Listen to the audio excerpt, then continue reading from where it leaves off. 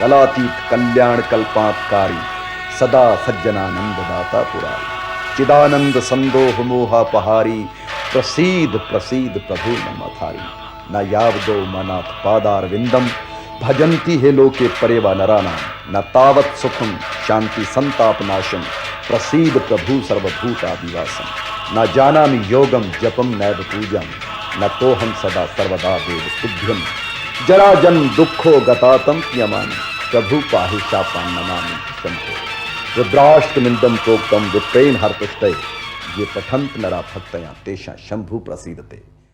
गणेश वंदना करूं सरस्वती धरो ध्यान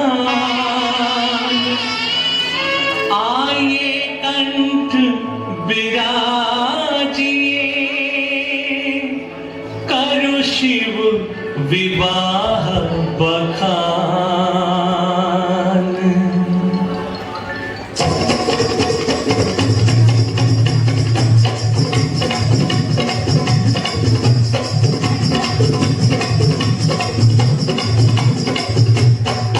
ओम नमः शिवाय ओम नमः शिवाय हर हर भोले नमः शिवाय नमः शिवाय ओम नमः शिवाय हर हर भोले नमः शिवाय ओम नमः शिवाय ओम नमः शिवाय हर हर भोले नमः शिवाय नमः शिवाय ओम नमः शिवाय हर हर भोले नमः शिवाय।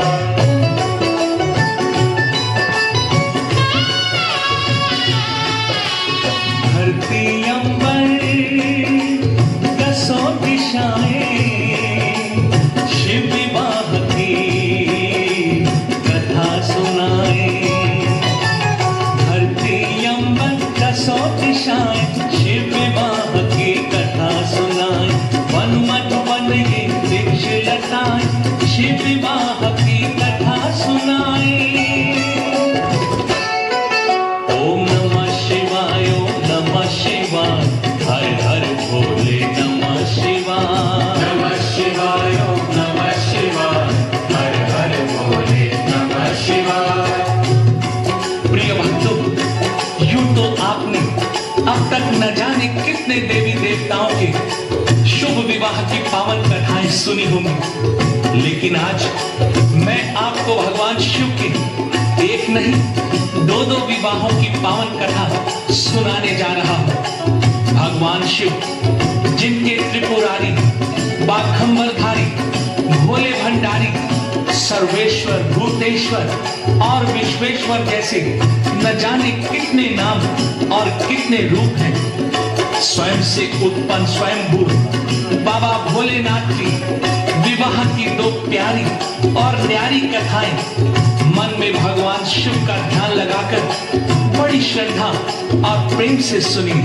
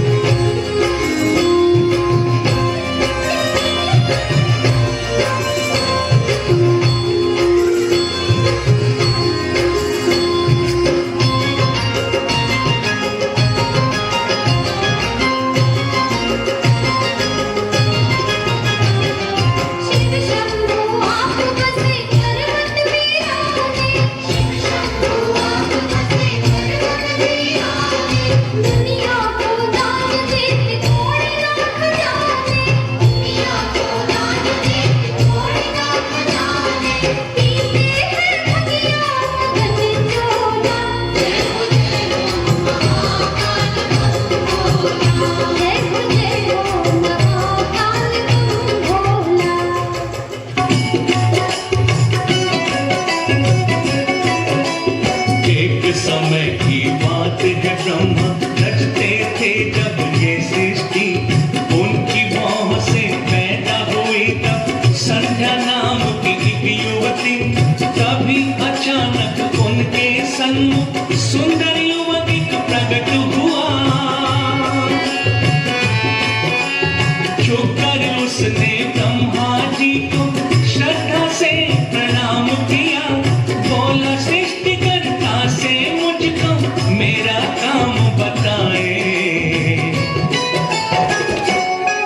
ओम नमः शिवाय, ओम नमः शिवाय, हर हर भोले नमः शिवाय। नमः शिवाय, ओम नमः शिवाय, हर हर भोले नमः शिवाय। भक्तों, युगों पुरानी बात है, जब ब्रह्मदेव सृष्टि की रचना कर रहे थे, उसी समय अचानक उनकी भौं के बीच से संध्या नाम की एक सुंदर युवती उत्पन्न हुई, जिसे देखकर स्वयं ब्रह्मा जी भी चकित रह गए। इससे पहले कि वे कुछ समझते, उसी समय एक रूपवान युवक वहां प्रकट हुआ। उसके हाथ में 5 पुष्प बाण थे। उस युवक ने ब्रह्मा जी को पिताश्री कहकर उन्हें प्रणाम किया और कहा, पिताश्री, मुझे किसी कार्य में लगाइए। तब ब्रह्मा जी ने अपने द्वारा उत्पन्न उस युवक को कामदेव नाम प्रदान करते हुए ये कार्य सौंपा कि तुम सृष्टि के प्राणियों में मत, प्रेम और काम की भावना जगाकर सबको अपने वश में रखोगे। ब्रह्मा के निकट ही बैठे ऋषियों ने भी उसे आशीर्वाद दिया और हाथ में लिए उसके 5 बाणों में दिव्य शक्ति भर दी। और भक्तों, तभी एक घटना घटित हो गई। कामदेव ने परीक्षण हेतु अपने उन 5 बाणों को उन ऋषियों पर ही चला दिया। परिणाम स्वरूप ब्रह्मा समेत वो सारे ऋषि काम के वशीभूत हो गए और कामुक दृष्टि से वो सुंदर युवती संध्या की ओर देखने लगे।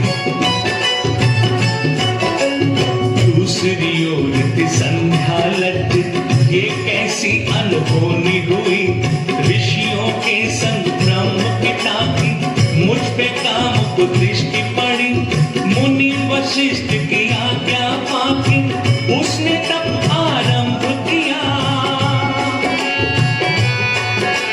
तब उसका फलीभूत हुआ, शिव ने उसको दर्श दिया।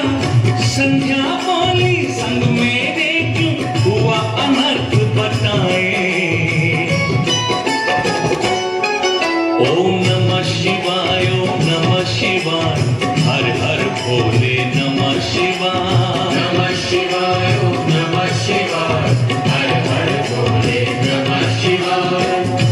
भक्तों, शिव से संध्या की ये पूछने पर भगवान शिव ने संध्या को बताया कि कामदेव ने अपने काम बाणों की परीक्षा लेने के विचार से अपने उन पुष्प बाणों का प्रयोग तुम्हारे पिता ब्रह्मा और अन्य ऋषियों पर किया है, जिसके परिणाम स्वरूप उन ऋषियों सहित स्वयं तुम्हारे पिता ब्रह्मा ने भी तुम्हें कामुक दृष्टि से देखा।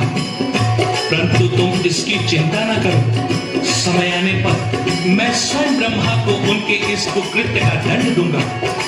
फिर उसे उद्धार का मार्ग बताते हुए कहा, इसी पर्वत के नीचे मेघा ऋषि एक महान यज्ञ कर रहे हैं। तुम वहां पहुंचकर अपने आप को यज्ञ अग्नि को समर्पित कर दो। ऐसा करने से तुम उनकी कन्या बनोगे। फिर जब तुम हिमालय पर कठोर तप करोगी तो त्रेता युग के प्रथम भाग में राजा दक्ष की कन्या होकर योग्य वर को प्राप्त करोगे। शिव जी के कहे अनुसार संध्या मेघा ऋषि के आश्रम में पहुंची और यज्ञ से निकलने वाली लपटों में कूद पड़ी।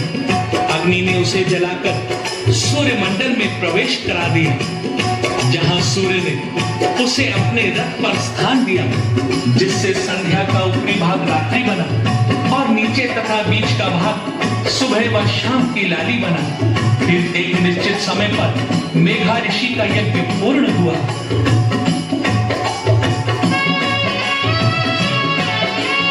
यज्ञ समाप्ति पर मेघा को हवन कुंड से कन्या मिली।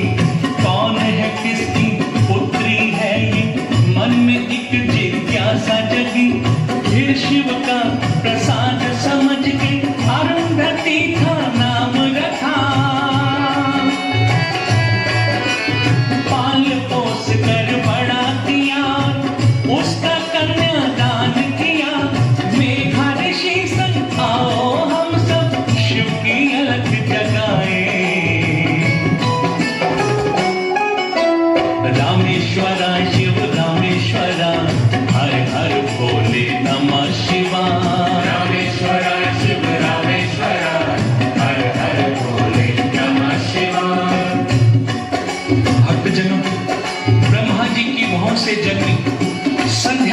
युवती के आरंभ ने तो सुखद अन्न पा लिया, परंतु कामवश होकर ब्रह्मा जी ने अपनी ही इस पुत्री पर कामुक दृष्टि डालकर जो अपराध किया था उसे देवादिदेव महादेव भुला न सके।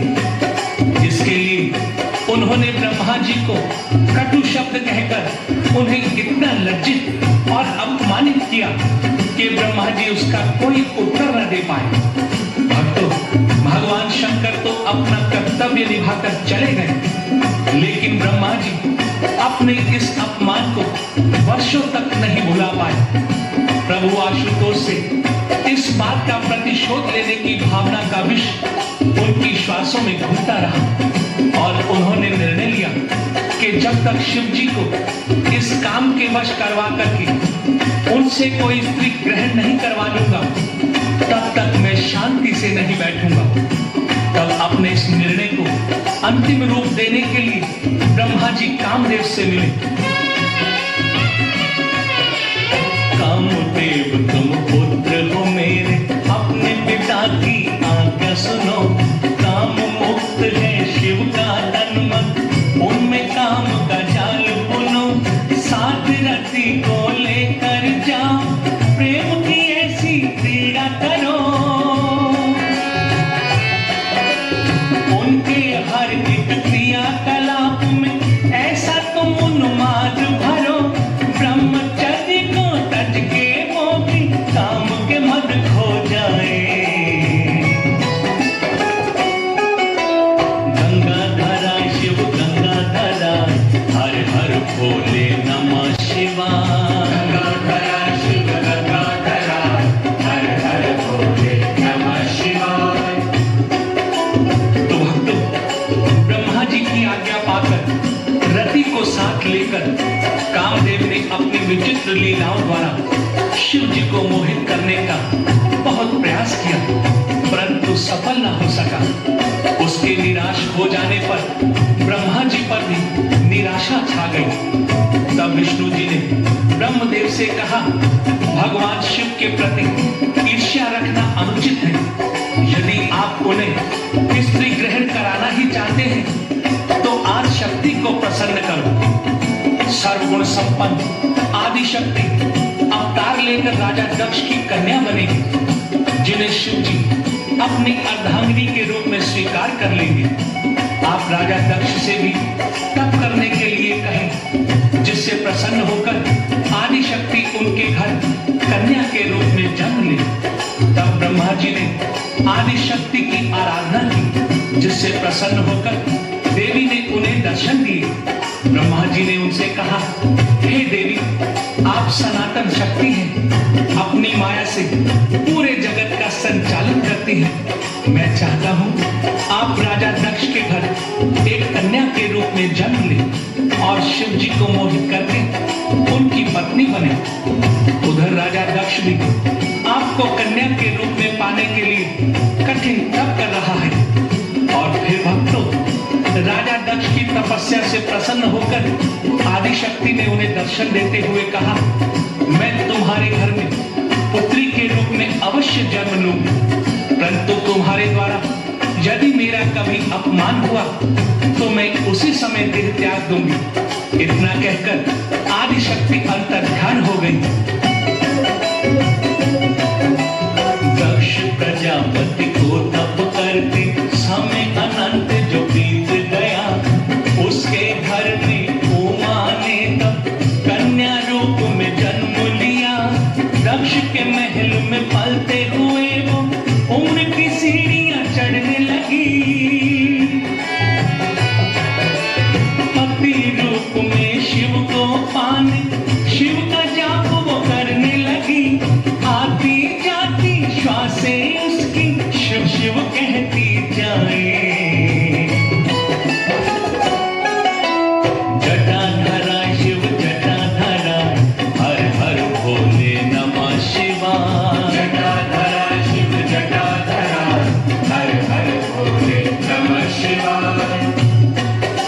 भक्तजनों, दक्ष कन्या सती को जब शिव की साधना आराधना करते काफी समय बीत गया तो उसने शिव को पाने हेतु विधि विधान भगवान द्वारा नंदा व्रत रखा।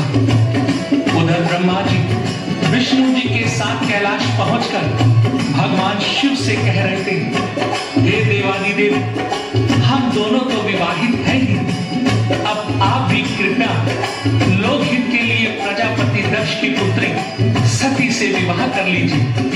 तब भक्तों भोलेनाथ ने मुस्कुराकर उनसे कहा, मुझे आप दोनों का प्रस्ताव स्वीकार है। आप प्रजापति दक्ष से कहकर विवाह की तैयारियां करवाएं।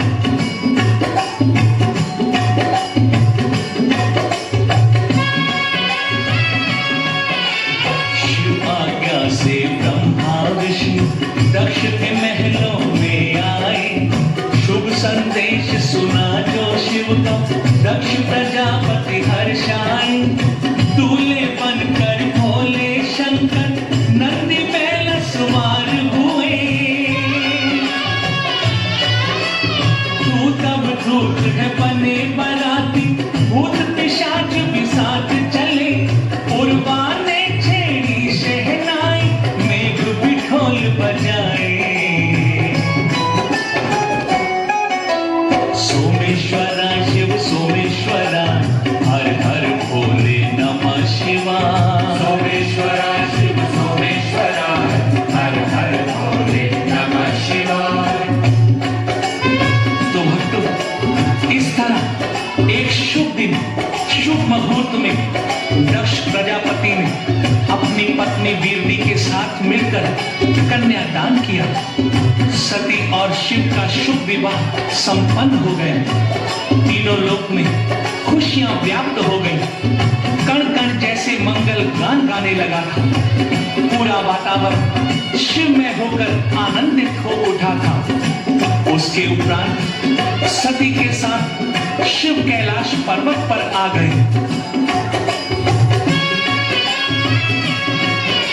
फिर प्रयाग में हो एकत्रित मुनियों ने एक यज्ञ रचा, ब्रह्मा विष्णु शिव संग उसमें दक्ष ने भी था भाग लिया।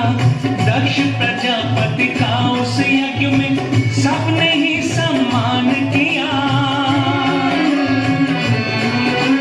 किंतु जमाता शिव ने उनकी तरफ न कोई ध्यान दिया। दक्ष ने तोड़ी क्रोधित होकर मर्यादा की सीमाएं। कोटेश्वरा शिव कोटेश्वरा, हर हर भोले नमः शिवाय। कोटेश्वरा शिव कोटेश्वरा, हर हर भोले नमः शिवाय। भक्तों, त्रिपुंडधारी अमंगलहारी बाबा भोलेनाथ स्थान स्थान पर कई तरह की लीलाएं करते रहते हैं और ये उनकी लीला का एक अंश ही था कि प्रयाग तट पर जब ऋषि मुनियों ने एक यज्ञ का आयोजन किया, उसमें सब देवताओं के साथ राजा दक्ष भी सम्मिलित हुए। सब ऋषि मुनि देवों ने राजा दक्ष को सम्मान दिया, परंतु शिव शंकर ने जानबूझकर अपने श्वसुर का अभिवादन करना तो दूर, उनकी तरफ ध्यान ही नहीं दिया। और भक्तों, फिर वही हुआ जिसका भोलेनाथ को पूर्व अनुमान था। राजा दक्ष ने अत्यंत क्रोधित होकर शिव शंकर को अपशब्दों में बहुत ही भला बुरा कहते हुए उनसे सभी लौकिक संबंध तोड़ दिए। फिर शिव को अपमानित करने के लिए उन्होंने एक विशाल यज्ञ का आयोजन किया, जिसमें उन्होंने तमाम ऋषि मुनि और देवताओं को तो बुलाया, लेकिन शिव और अपनी पुत्री सती को आमंत्रित नहीं किया। परंतु सती को जब ये ज्ञात हुआ कि उसके पिता ने उसे व उसके स्वामी को यज्ञ में नहीं बुलाया, तो उन्होंने दुखी होकर शिव से इसका कारण पूछा। तो शिव बोले,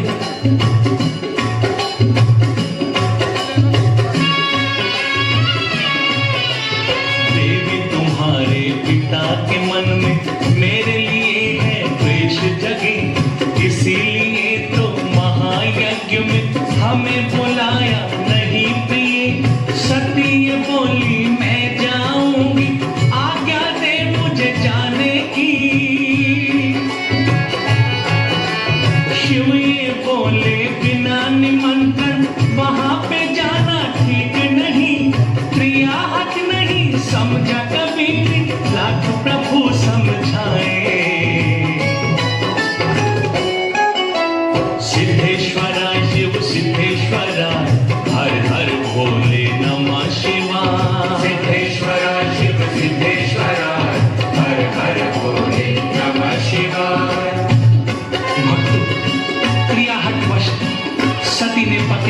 बात नहीं मानी और पिता द्वारा आयोजित यज्ञ में जा पहुंचे।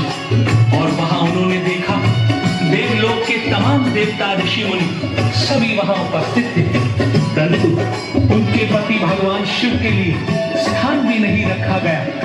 तो सती से न रहा गया। उन्होंने अपने पिता से शिव जी को न बुलाने का कारण पूछा।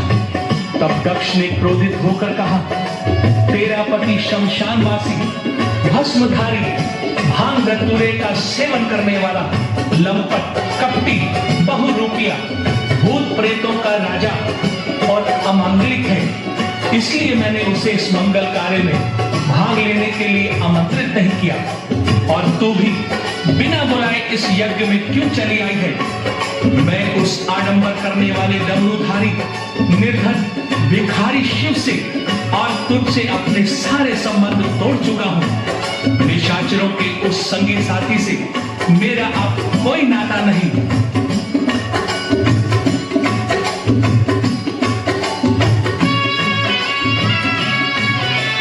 अति निंदा से सती के मन में क्रोध की ज्वाला भड़क उठी। उसी समय वो सुध बुध खोके यज्ञाग्नि में कूद पड़ी। यज्ञशाला में घटी ये घटना गणों से जब शिव जान गए। रौद्र रूप धर तब शिव शंकर क्रोध में तांडव करने लगे। नभ जल थल में हुआ था कंपन, ठहर गई थी हवाएं।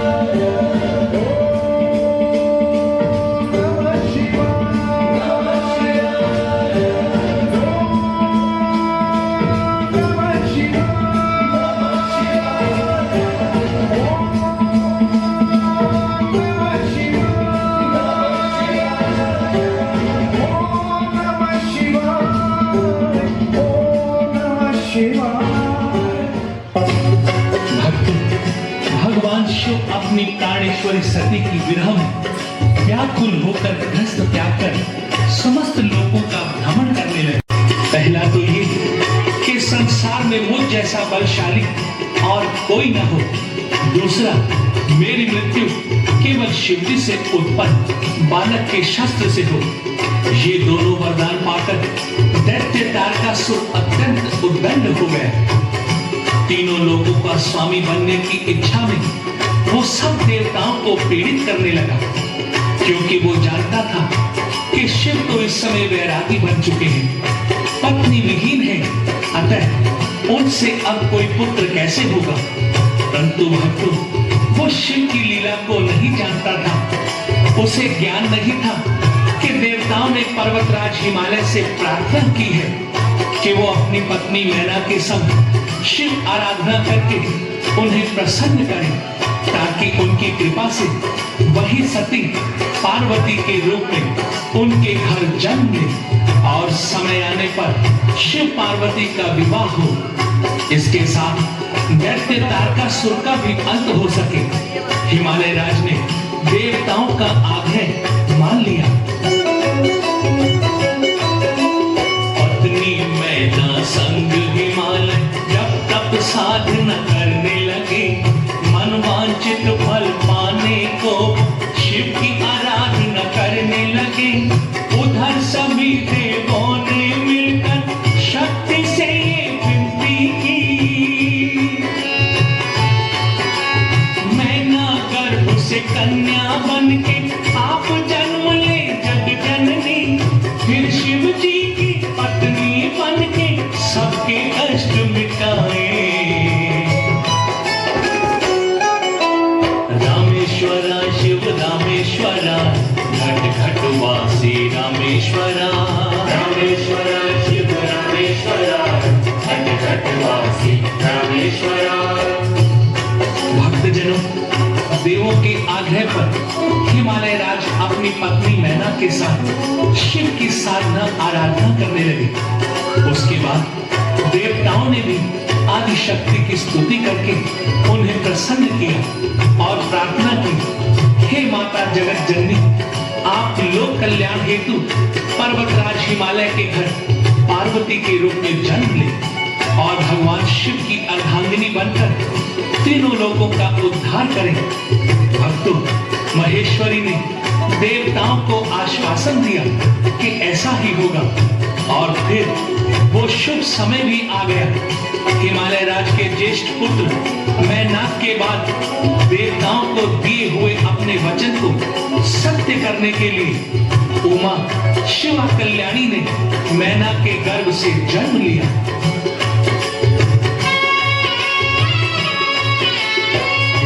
शुभ दिन सब देवों पे शक्ति ने उपकार किया, मैना और गिरिराज के घर में गिरिजा ने अवतार लिया। सृष्टि के होठों पे आया खुशी की लय में मंगल गान, दैत्यों के आतंक से मेरा हो जाएगा अब कल्याण, हो जाएगी अब तो सुरक्षित जब तप की विद्याएं। गंगाधरा शिव गंगाधरा, हे अविनाशी गंगाधरा। गंगाधरा शिव गंगाधरा, हे अविनाशी गंगाधरा। भक्तजनों, शिवा के अवतार लेने पर पूरी सृष्टि मंगल गान करने लगी। उसे विश्वास हो गया कि महादैत्य तारकासुर और उसके साथियों के आतंक से उसे छुटकारा मिल जाएगा। एक दिन देव ऋषि नारद ने आकर गिरिराज से कहा, हे गिरिराज, आपकी कन्या की भाग्य रेखाएं अति उत्तम है, उसे तप द्वारा शिव जी की प्राप्ति होगी। बचपन से ही गिरिजा देवी शिव के ध्यान में रहती थी, शिव स्वरूप के लेके खिलौने हर पल खेला करती थी। शिव शिव कहती आठों पहर वो शिव का पूजन करती थी, होके शिव में हर एक कण में शिव के दर्शन करती थी। युवा हुई तो लगा उसे यूं शिव उसे पास बुलाए।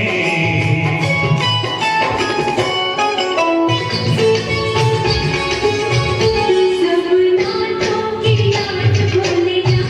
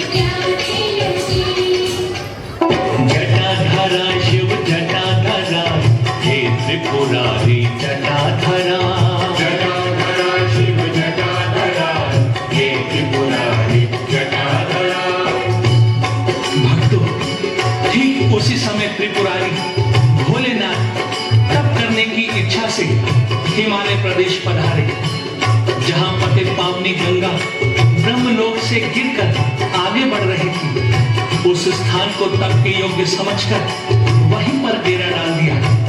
ये शुभ समाचार जब हिमालय राज को मिला तो वो अपनी पुत्री पार्वती के साथ शिव शंकर के दर्शन हेतु वहां आए।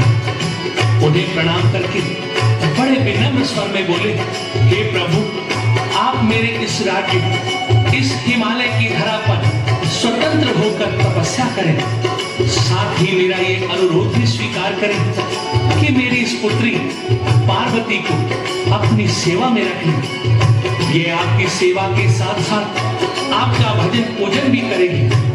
हिमालय राज की बातें सुनकर भोलेनाथ ने पार्वती की ओर देखकर मंद मंद मुस्कुराते हुए गिरिराज से कहा, हे हिमालय राज, तुम्हारी पुत्री अति सुंदर है और सुंदर स्त्रियां तपस्वियों की तपस्या में विघ्न का कारण बनती हैं, इसलिए मैं इसे अपनी सेवा में नहीं रख सकता। भक्तों, भगवान शिव के इतना कहने पर पार्वती विनम्रता से बोली, हे सदाशिव, मैं प्रकृति हूँ और प्रकृति के बिना इस संसार में कुछ भी संभव नहीं। यहाँ तक कि उसके बिना आप भी चेष्टावान नहीं रह सकते और किसी भी कार्य को करने में समर्थ नहीं हो सकते। इसलिए आपसे मेरी प्रार्थना है कि आप मुझे सेवा का अवसर दें। पार्वती के ऐसे वचन सुनकर भगवान शिव ने प्रसन्नता पूर्वक उन्हें अपनी सेवा में रख लिया। इस तरह पार्वती शिव के निकट रहने लगी। भक्तों, यही अवसर था जब ब्रह्मदेव ने कामदेव को बुलवा करिए आज्ञा दी। काम वासना मन में जगा के करो तपस्या भंग शिव की। कामदेव तब संग रति के प्रेम की क्रिया करने लगा। क्रोध में शिव ने नेत्र तीसरा खोल के काम को भस्म किया। खो के पति को रति की आंखों में अश्रु भर आए। सोमेश्वरा शिव सोमेश्वराय अंतर्यामी सोमेश्वरा। सोमेश्वरा शिव सोमेश्वराय अंतर्यामी सोमेश्वरा। भक्तों, ये भी उस भोलेनाथ शिव की लीला ही थी कि ब्रह्मा ने कामदेव को उनकी तपस्या भंग करने के लिए भेजा और कामदेव ने अपनी पत्नी रति को साथ लेकर वह अपनी काम माया फैलाई। उसने समाधि में बैठे भगवान शंकर पर अपना पुष्प बाण चला दिया। भक्तों, जगत को मोहित करने वाले उस बाण ने अपना प्रभाव दिखाया और शिव जी का ध्यान टूट गया। उनकी दृष्टि दूर एक वृक्ष पर धनुष बाण लेकर बैठे कामदेव पर गई। उसे देखकर शिव के क्रोध का अंत न रहा। क्रोध में उसी क्षण उनका तीसरा नेत्र खुला, जिसमें से विकराल अग्नि निकली, जिसमें कामदेव वहीं भस्म होकर रह गया। कामदेव के भस्म होने के बाद भी भगवान शंकर के तीसरे नेत्र से भयंकर अग्नि निकल रही थी। तब ब्रह्मा जी ने उस अग्नि को हाथ से पकड़कर उसे समंदर में प्रविष्ट करा दिया। प्रिय भक्तों, इस संपूर्ण घटना से शिव जी का मन बड़ा उचाट सा हो गया और वो उस स्थान को छोड़कर चले गए। उनके जाने के बाद पार्वती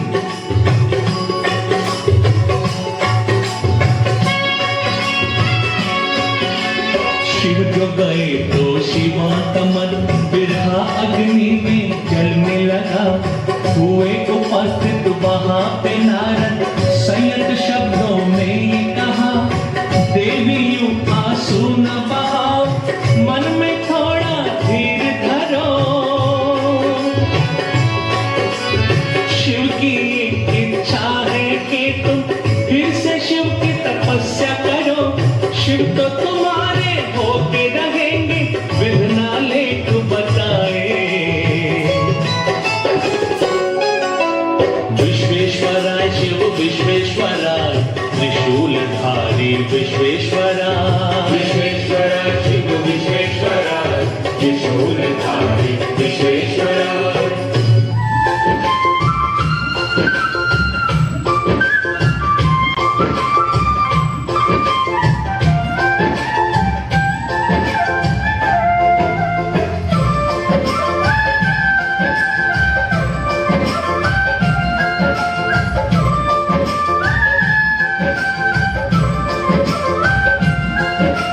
ऊंचे ऊंचे पर्वतों पे रहने वाले ओ भोले, ऊंचे ऊंचे पर्वतों पे रहने वाले ओ भोले, तुमसे बड़े हैं आस शिव शंकर भोले, तुमसे बड़े हैं आस शिव शंकर भोले।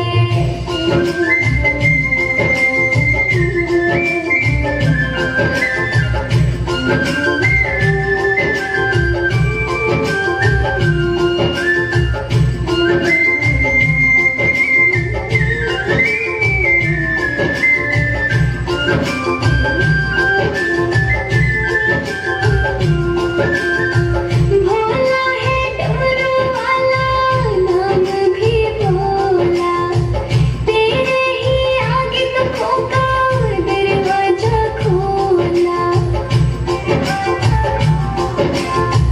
भोला है डमरू वाला, नाम भी भोला, तेरे ही आगे तो खोका दरवाजा खोला। मेरे इन कष्टों को दूर अब तो कर दो भोले, मेरे इन कष्टों को दूर अब तो कर दो भोले, तुमसे बड़े हैं आस शिव शंकर भोले, तुमसे बड़े हैं आस शिव शंकर भोले।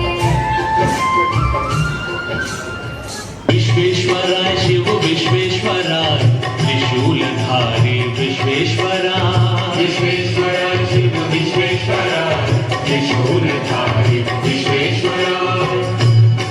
भक्तजनों, देव ऋषि नारद के कहने पर पार्वती ने शिव को पाने के लिए इतनी कठिन तपस्या की कि समस्त देवी देवता त्राही त्राही कर उठे, और जब उनसे न रहा गया तो वो सब भगवान शिव के पास पहुंचे और प्रार्थना करते हुए बोले, हे नटराजन, हे दुख भंजन भोलेनाथ, पार्वती के तप से तीनों लोग तप रहे हैं, सब जीव दुखी हैं, कृपया आप उन्हें दर्शन देकर उनसे विवाह करके हमारे कष्टों का निवारण करें। प्रभु, दैत्य तारकासुर ने हम सभी देवताओं को स्वर्ग से निकालकर इंद्र के सिंहासन पर अधिकार कर लिया है, और उस तारकासुर की मृत्यु आपके द्वारा उत्पन्न किसी बालक से ही संभव है। अतः आप जगत जननी पार्वती से विवाह कर ले।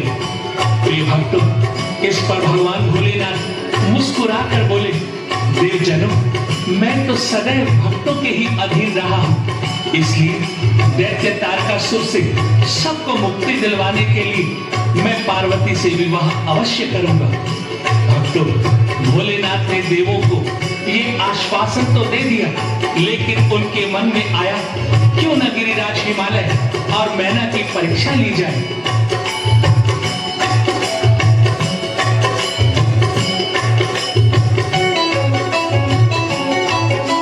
शिव ने नट का रूप धरा, गिरिराज के सम्मुख प्रकट हुए, बजा बजा के डम डम डमरू अद्भुत नृत्य वो करने लगे। साधु वेश में ना पहचाना उनको मैना रानी ने, शिव के विषय में उनसे कहा कुछ ऐसा औघड़ दानी ने। सुन मैना के मस्तक उभरी चिंता की रेखाएं, कोटेश्वराय शिव कोटेश्वराय पार्वती स्वामी कोटेश्वराय, कोटेश्वराय शिव कोटेश्वराय पार्वती स्वामी कोटेश्वराय। भोलेनाथ नट का रूप धारण करके गिरिराज के सामने प्रकट होकर मोहक मुद्राओं में नृत्य करने लगे, लेकिन हिमालय ने शिव को नहीं पहचाना। फिर भगवान शंकर साधु वेश में मैना रानी के पास आए और बोले, सुना है तुम अपनी सुंदर सी कन्या का विवाह एक निराश्रित विचारहीन कोई ही बूढ़े बैल की सवारी करने वाले भिक्षुक शिव से करने वाले हो। तो भक्तों, साधु से शिव के विषय में ऐसे निम्न शब्द सुनकर मैना घबरा कर बेहोश हो गई। जब वो होश में आई तो ऋषि मुनियों ने समझाया, जिनको तुम भिक्षु समझी वो तीन लोक के स्वामी है। पार ब्रह्म है, नाद ब्रह्म है, अक्षय अंतर्यामी है। सूर्य चंद्र में तेज है उनसे, वायु के है श्वास वही। महाकाल के काल भी वो है, जीवन के विश्वास वही। गायन वादन नित्य है जीवित, उनसे सभी कलाएं।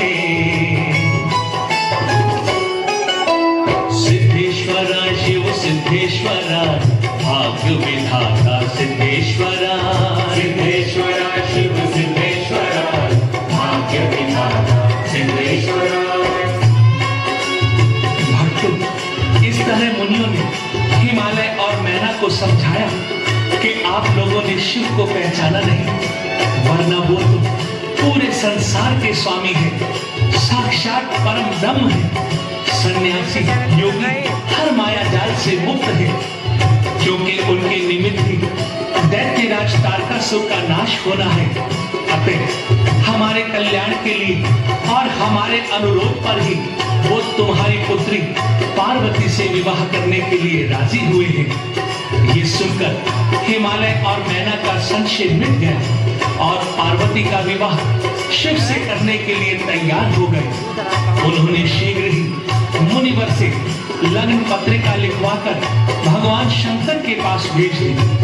विश्वकर्मा द्वारा एक सुंदर मंडप बनवाया, जिसमें सभी देवी देवताओं की मूर्तियां स्थापित की गई। सभी को विवाह का निमंत्रण पत्र भेजा गया। उधर कैलाश पर्वत पर स्वर्ग अप्सराओं ने आके शिव का तब श्रृंगार किया। नेत्र तीसरा मुकुट बना और चंद्रकला का तिलक लगा। भूत पिशाच थे बने बराती, शिव जी पहला सवार हुए। मेघों ने मृदंग बजाया, प्रेत तुंग भी बजाने लगे। शिवगण के संग नाचे चुड़ैले, मंगल गान सुनाए।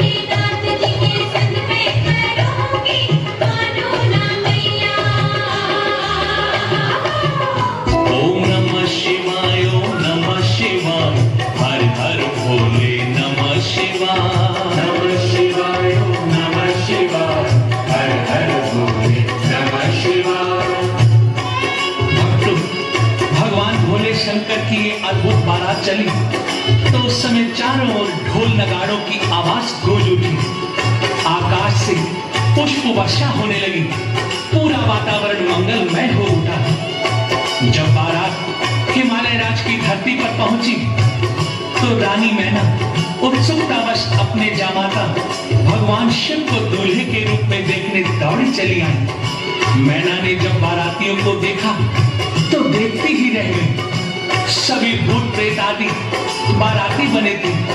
किसी के मुख पर टेढ़ी सी सूंड थी, कोई बिना सिर के था, कोई गज के समान था, किसी के पांव उल्टे थे, किसी का सिर पेट से लगा था, किसी के सिर पर सींग थे और उन सब के बीच दूल्हा बने शिव खड़े थे। उस समय मैना ने देखा शिव के 5 मुख 10 भुजाएं हैं, तन पर भस्म लगी थी, बाघंबर ओढ़े शिव अत्यंत भयानक और विकराल नजर आ रहे थे। तब मैना ने विलाप करते हुए अपनी पुत्री का विवाह ऐसे शिव से न करने का निश्चय कर लिया। शिव जी मुस्कुराए और ऋषि मुनियों द्वारा विनती करने पर अपने असली रूप में आ गए।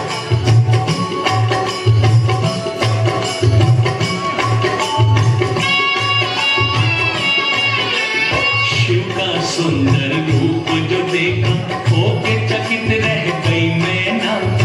हो गई हर्षित पलक झपकना, भूल गए उसके नैना।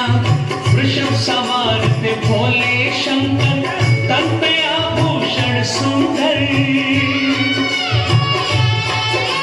शिव चरणों में 8 सिद्धियां होती थी दृष्टि गोचर।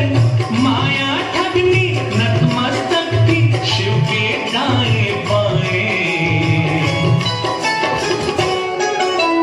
गंगाधारा शिव गंगाधारा, हर हर भोले गंगाधारा। गंगाधारा शिव गंगाधारा, हर हर भोले गंगाधारा। देखो दर पे आया रे, देखो दर पे आया रे, सच्ची बाबा जोगिया। देखो दर पे आया रे, सच्ची बाबा जोगिया। मेरा किया रे, मेरा किया, मेरा किया बाबा जोगिया। अरे दर पे आया रे, सच्ची बाबा जोगिया। देखो दर पे आया रे, सच्ची बाबा जोगिया।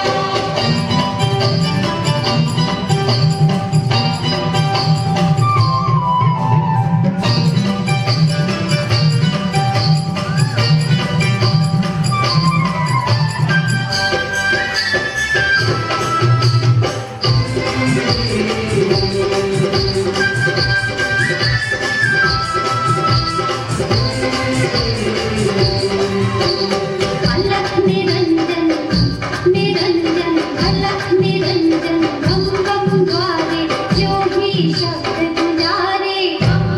यशोदा माते गोद कन्हैया, भिक्षा ले आई वारे।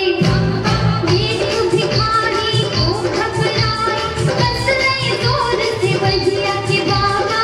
ए बाबा के बाबा मलका ले लो, के बाबा खटिया ले लो, के बाबा चटाई ले लो, के बाबा मृगछाला ले लो।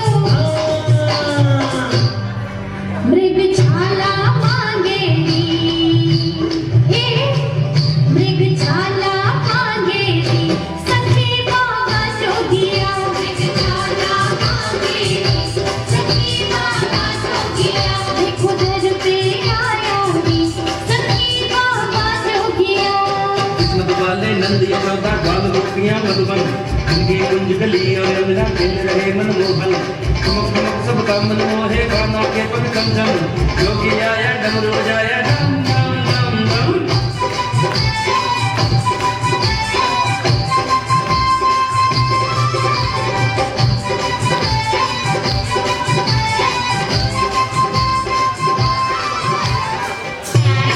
भक्तों, भगवान शंकर के इस मोहक रूप को देखकर मैना देवी अत्यंत प्रसन्न हुई। विभिन्न प्रकार के आभूषण पहनकर जब पार्वती विवाह मंडप की ओर बढ़ी तो तो शिव ने उनकी ओर देखा। उन्हें प्रजापति दक्ष की कन्या सती की याद आ गई। शिव और पार्वती विवाह मंडप में बैठे तो उसी समय हिमालय राज ने सदाशिव से कहा, हे प्रभु, आप अपने कुल का नाम पूरा हर शुभ कार्य हुआ, मैना के संग गिरिराज ने शिव को कन्या दान किया, हुआ मिलन शिव शक्ति का, हुई सभी पूर्ण इच्छाएं। सिद्धेश्वराय शिव सिद्धेश्वराय, हर हर भोले सिद्धेश्वराय। सिद्धेश्वराय शिव सिद्धेश्वराय, हर हर भोले सिद्धेश्वराय।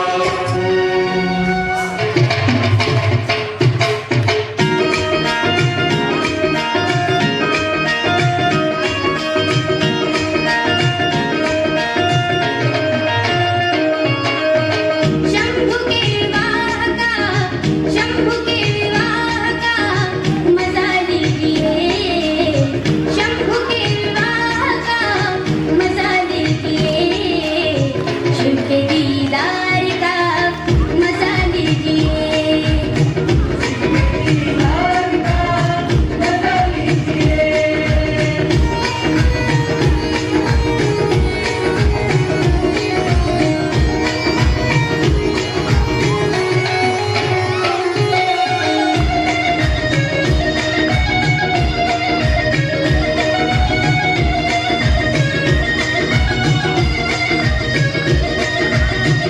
सर्पों का हार पहने रश्मि लगी अंग में, बन के बराती चले भूत प्रेत संग में, शिव के श्रृंगार का,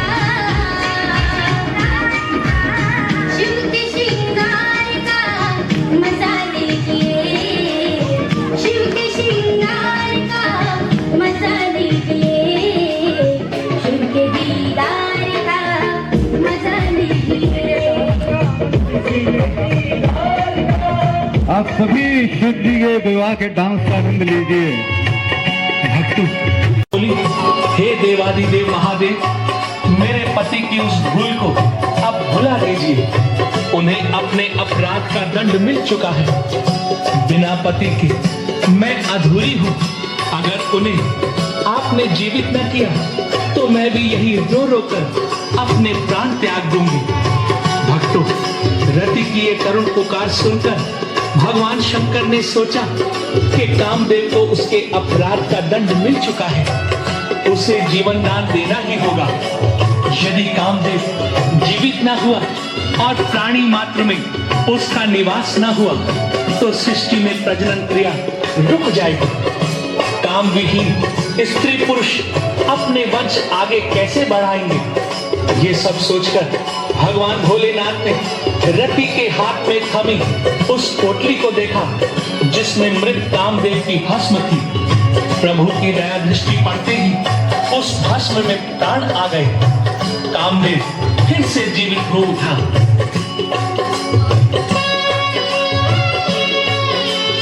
विदा के पावन बेला आए, विचलित हो गए सभी लोगों से विनती है कि पुत्र वियोग से अंतिम तरफ से आपको बच्चे जीत रहे हैं, आपको बैठ जाइए। पुत्री पराया धन होती है, मुनियों ने आप सभी लोग बैठ जाइए। समझाया।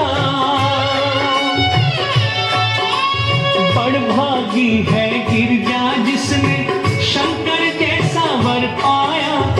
दो आशीष इन्हें तुम अपना सृष्टि को आगे बढ़ाए।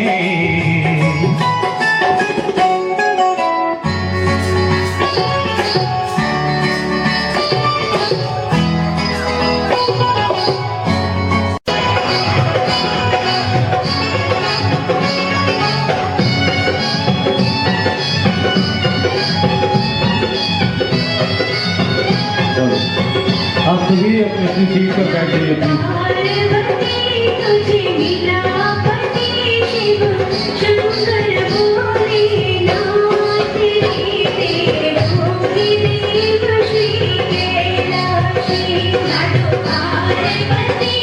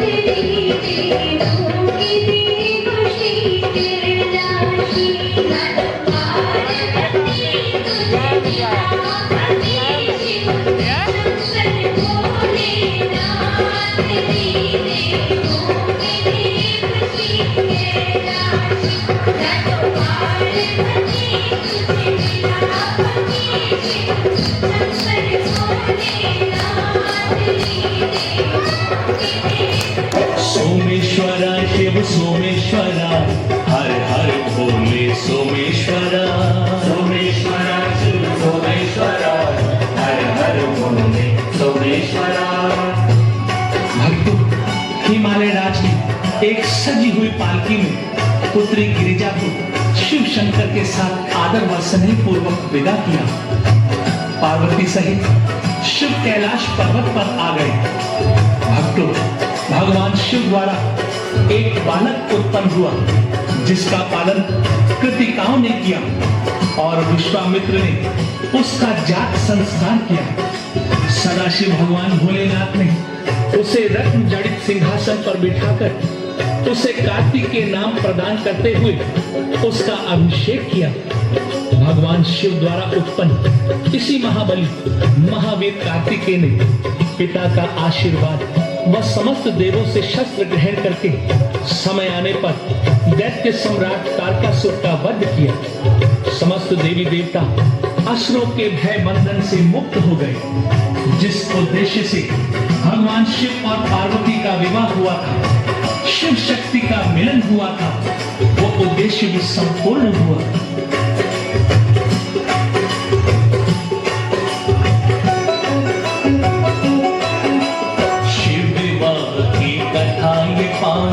भक्तों जो भी सुनता है, समझो दुख की गलियों में वो सुख की कलियां चुनता है। शिव की पूजा अर्चना करके जो शिव नाम को ध्याता है, शिव में होकर शिव में खोकर वो शिव धाम को जाता है। होता सकारत जीवन उसका, रोग सभी मिट जाए। ओम नमः शिवाय ओम नमः शिवाय हर हर भोले नमः शिवाय नमः शिवाय ओम नमः शिवाय हर हर भोले नमः शिवाय। प्रिय भक्तों, भगवान शिव के अनंत नाम और रूप के साथ उनकी लीलाएं भी अनंत और अपरंपार हैं। उनका पार आज तक कोई नहीं पा सका। किसी भी प्राणी की वाणी में इतनी शक्ति नहीं कि वो शिव की लीला का अधिकार पूर्वक वर्णन कर सके। फिर भी मैंने सीमित शब्दों में अपनी बुद्धि अनुसार उस असीम बुद्धि शुद्धि के दाता सर्वज्ञाता भगवान शिव के विवाह की ये शुभ कथा सुनाने का प्रयास किया है। अगर मुझसे भूले से भी कोई भूल हो गई हो या कोई त्रुटि रह गई हो तो अज्ञानी अबोध व भगवान शिव का एक तुच्छ भक्त जानकर क्षमा करें।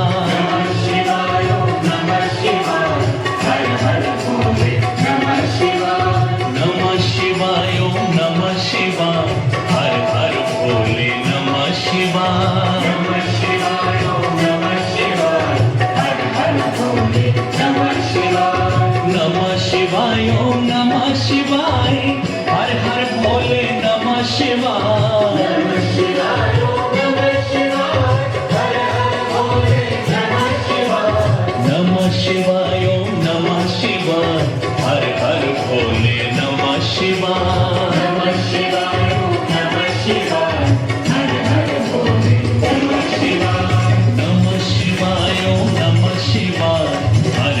भोले नमः शिवाय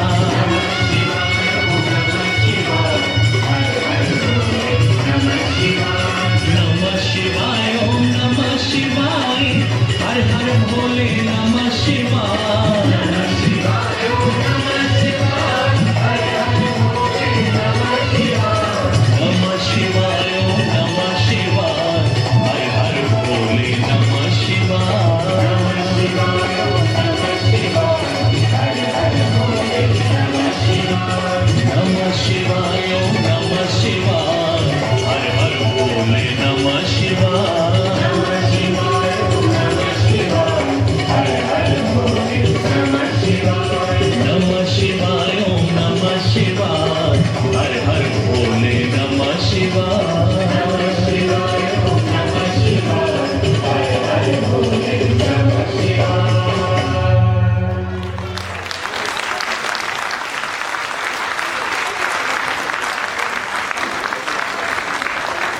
हरियाली तीज श्रावण मास के शुक्ल पक्ष की तृतीया को मनाई जाती है। पार्वती के तप से प्रसन्न होकर भगवान शिव ने उन्हें तीज के ही दिन पत्नी के रूप में स्वीकार किया था। इसलिए इस दिन महिलाएं व्रत करके मां पार्वती और भोलेनाथ से अटल सुहाग की कामना करती हैं। माना जाता है कि इस दिन ही भगवान शिव पृथ्वी पर अपने ससुराल आते हैं। सावन में पड़ने वाली यह तीज सुहागन स्त्रियों के लिए बेहद महत्वपूर्ण है। मान्यता है कि इस दिन गौरी शंकर की पूजा करने से सभी मनोकामनाएं पूर्ण होती हैं। विवाहित स्त्रियों के पति की उम्र लंबी होती है, जबकि अविवाहित लड़कियों को उनका मनचाहा जीवन साथी प्राप्त होता है। हरियाली तीज में हरी चूड़ियां, हरे वस्त्र पहनने के साथ ही 16 श्रृंगार करने और मेहंदी लगाने का विशेष महत्व है। शास्त्रों के अनुसार भगवान शिव और माता पार्वती ने इस तिथि को सुहागन स्त्रियों के लिए सौभाग्य का दिन होने का वरदान दिया है। इसके साथ ही इस दिन जो सुहागन स्त्रियां 16 श्रृंगार करके भगवान शिव और देवी पार्वती की पूजा करती हैं, उनको सुख और सौभाग्य की प्राप्ति होती है और भगवान शिव तथा माता पार्वती की तरह उनका वैवाहिक जीवन भी सुखमय व्यतीत होता है।